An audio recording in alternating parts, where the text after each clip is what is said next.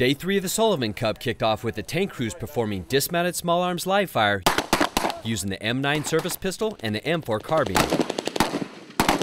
It's more of a stress shoot because it gets their heart rate up as they start running. The scenario is the lead tank hits an IED, they dismount, and they have to fight their way through this urban complex up to the top of the hill to retrieve the downed pilot and then bring him back to his wingman's tank. Next, it was on to the mystery event.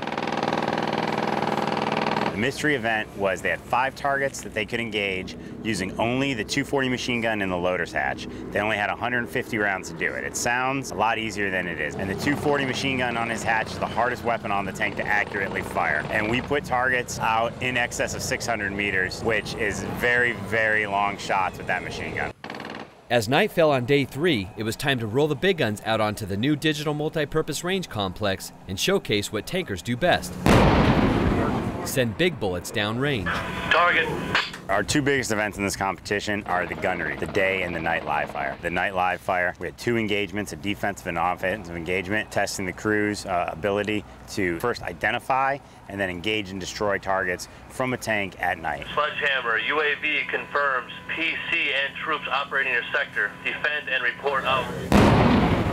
The U.S. Army owns the night, and that's why we're so successful. And that's why these guys need to prove that they're the best when it comes to shooting at night. After the team shot throughout the night and the sun rose on day 4, crews engaged the last event of the competition, the daytime live fire. They'll be shooting 2 engagements today. Both of the engagements they'll be shooting will be on the offense, so the tanks will actually be moving while they're firing. They'll be presented targets that will also include their 50 caliber machine gun and their loader's 240 today. So every weapon system on the tank will be exercised during today's engagements. So what does General Sullivan think about the competition? I think it's critical that this kind of competition continue.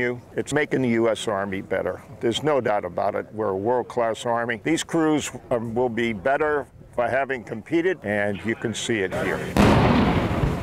The 2012 top tank crew in the United States Army and the inaugural Sullivan Cup champions are the tankers from the 2nd Brigade 1st Armored Division out of Fort Bliss, Texas, otherwise known as the Heavy Metal Brigade. It's unbelievable. We came here, tried our hardest on all the events, and it's pretty crazy, but we did it. It's not a one-man job. All 4 of us, we knew that it was going to be hard, and we just came together and motivated each other to push through until the job was done. I think this competition is awesome.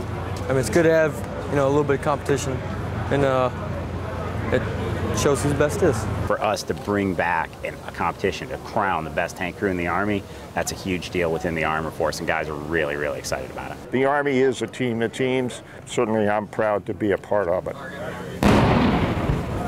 Ron Andrus, Fort Benning TV.